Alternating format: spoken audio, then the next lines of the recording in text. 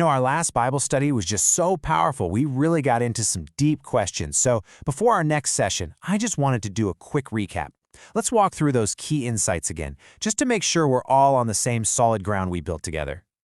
We actually kicked things off with a prayer that just perfectly captured the whole spirit of the evening, that the eyes of our understanding would be enlightened. And wow, what followed was a journey that did exactly that. It really felt like a bright light being switched on. So in our last study, we started right at the very beginning, right at the heart of our mission. We just had to unpack the meaning behind the name of our ministry, because honestly, if you get this, it unlocks everything else we talk about.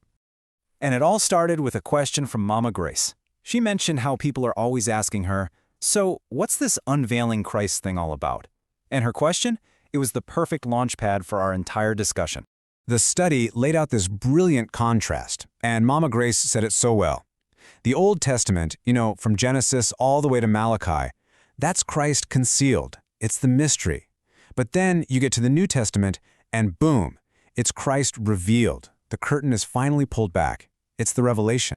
We learn to see all these incredible Old Testament stories, like the temple, the blood on the doorpost, Noah and the ark, Abraham and Isaac, as giant signboards. Every single one of them is pointing down the road to one final destination, Christ himself. So, the huge takeaway we landed on is that Unveiling Christ isn't just the name on our sign. No, it's actually the summary of the Great Commission. It's the job description for every single one of us as believers, to go and make Christ known to the whole world. Okay, so that led us to the next logical question, and it's a really important one. If our job is to unveil Christ, then what's covering him up? What's the veil in the first place? The study helped us identify the main culprits. The Apostle Paul talks about the god of this age who blinds people. We also saw how demonic forces and even our own personal ambitions and all the distracting pleasures of this world, they all act as veils, hiding the truth. But then the study revealed something that can be, pretty shocking to hear. One of the most effective tools used to keep Christ veiled, to hide him from plain sight, can actually be pastors and teachers, people inside the church. Now, how on earth does that happen? Well, it happens when the traditions of men, human-made rules, endless programs, big events, start getting treated as if they're more important than the actual commandments of God. The distraction becomes the main event. And this isn't some new idea. Jesus himself warned us about this exact danger.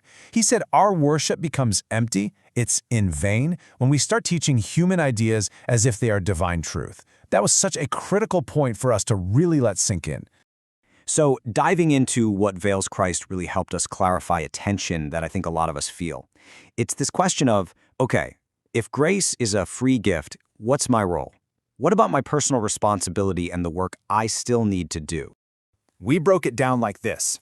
You have Christ's finished work. That's salvation, redemption, our right standing with God. It's done, complete. But that grace, it fuels our unfinished work. That's our ongoing transformation, our mission to share the gospel, our prayer life, our daily choices. So the message from the study was just crystal clear. Grace is absolutely 100% free. But it was given for a purpose. It's the power for a life of active, sometimes costly responsibility. It was never ever meant to make us passive. And finally, we zeroed in on the key that unlocks the entire Bible. How do we learn to see Christ not just as a character in the story, but as the central subject of the whole book?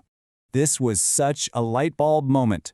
We learned that Jesus and the Apostle Paul, they both preached from the same book, what we call the Old Testament. And what did they do every single time? They showed how all of it from Genesis straight through to Malachi was about one person and one person only, Christ.